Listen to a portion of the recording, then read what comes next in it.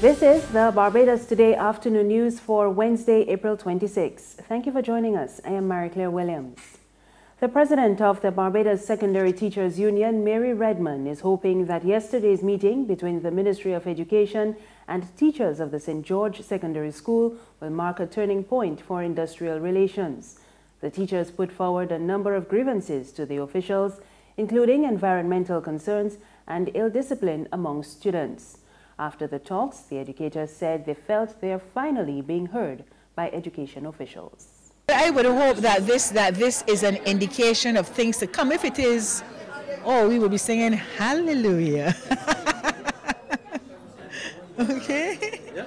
Okay. The teachers feel so, as they said, another one said to me, thank you. This is the first time I felt listened to. And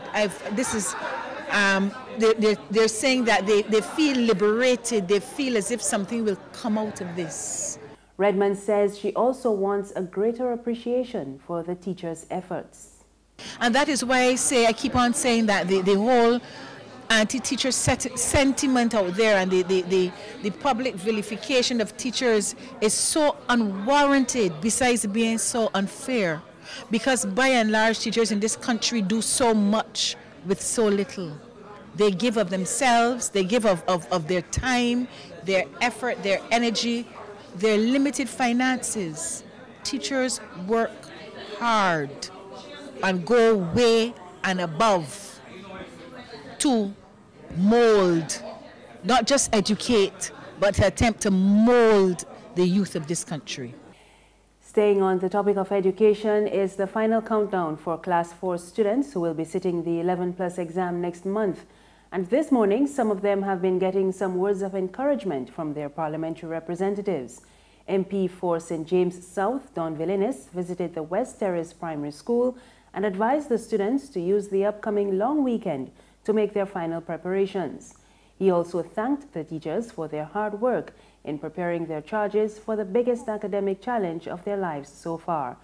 Innes also called on the public to stop pressuring the students into believing that certain secondary schools are better than others. The pressure is on because there's some people who believe that your future is dependent exclusively upon the secondary school you go to.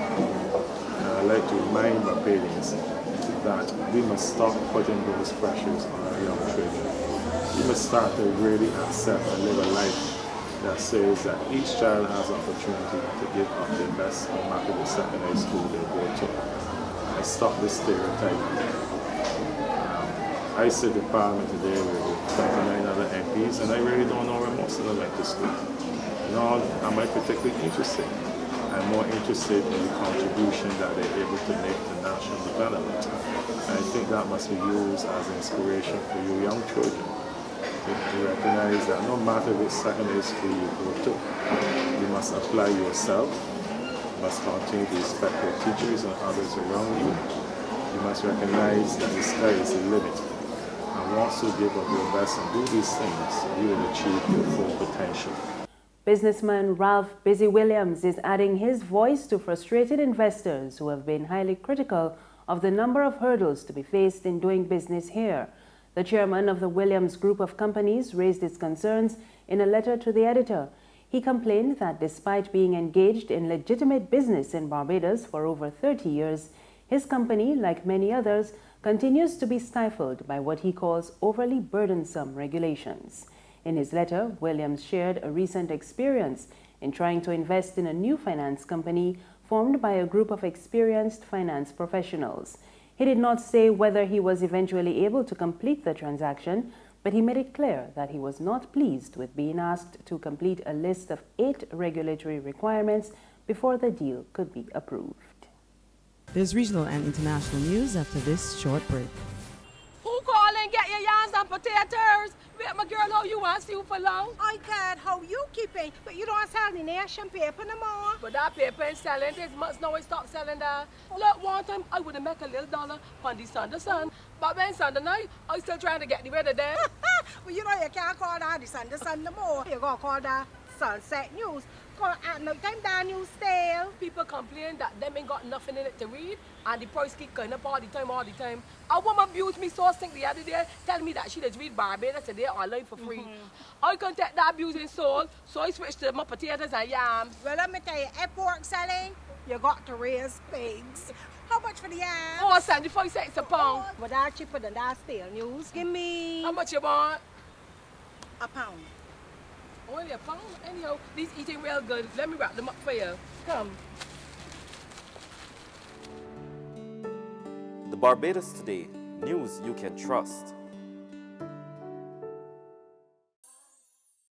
We're back now with news from the region, and Trinidad's Energy Minister Franklin Khan says government will launch a probe into the latest oil spill at the state-owned oil company Petrotrin. The spill last Sunday resulted in an estimated 300 barrels of oil from a ruptured storage tank flowing into the sea. Petrotrin says tidal conditions suggest that the oil is heading in a northwesterly direction. The company's operations personnel, as well as representatives from the Ministry of Energy and Energy Industries, as well as other regulatory bodies, are involved in recovery efforts. Meanwhile, cleanup operations are underway in Guyana following an oil spill in the Demerara River. We get more from HGP Nightly News. Reports are that the spillage at the Power Producers and Distribution Inc., formerly managed by the Guyana Power and Light in the name of Wärtsilä, resulted from a damaged fuel line which was supposed to have been refurbished. A relatively new company, the Power Producers and Distribution Inc. recently took over operations of Wärtsilä. Efforts to contact the relevant authorities for a comment on the oil spill and an update proved futile. However, Nightly News was reliably informed that high-level staff of the company have been on site since the oil spill was reported, trying to remedy the situation. It is expected that a waste collection and disposal service entity will work hand-in-hand with the Guyana Coast Guard to ensure that the oil does not continue to flow into the Demerara River and that the problem with the oil line is rectified in a timely manner.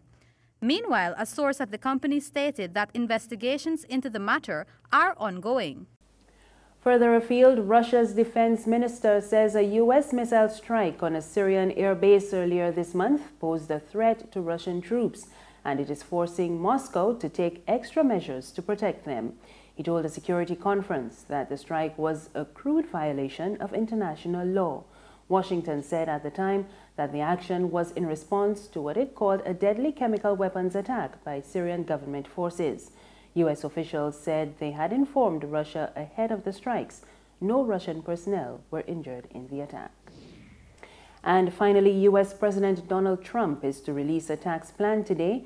Officials say it proposes to cut business taxes and discount the rate on corporate profits brought back into the U.S. We get more in this Reuters report. U.S. President Donald Trump on Wednesday expected to unveil a tax plan slashing corporate rates and offering multinational businesses major tax breaks on overseas profits. He will propose cutting taxes paid by publicly traded companies to 15%, down from 35%, and taxing overseas profits at just 10%. It will be simple, it will be easy, it will be fair. Administration officials saying the plan will also propose a sharp cut in taxes paid by what are called pass-through businesses, which include many small businesses, mom-and-pop operations, and family-run partnerships, such as the Trump Organization. In addition to cutting taxes on middle-class families, the proposal could include other elements that might personally benefit the president, a cap on the individual income tax rate at 33%, and repealing both the estate tax and the alternative minimum tax. Those changes fulfilling a promise he made early on the campaign trail. It eliminates the AMT, which is the alternative minimum tax. It ends the death tax. Democrats have said they will not agree to any changes in the tax code until Trump releases his tax returns, saying the American people have a right to know how the changes will personally affect the commander-in-chief. That's news this afternoon. Remember, you can get more on our website, www.barbadostoday.bb. You can also subscribe to our e-paper, email updates, and like us on Facebook. We're on Izumi Media in bus terminals and Screenplay at supermarkets and gas stations near you. You can also tune into Mix 96.9 FM for more news. I am Mary Williams. Have a good afternoon.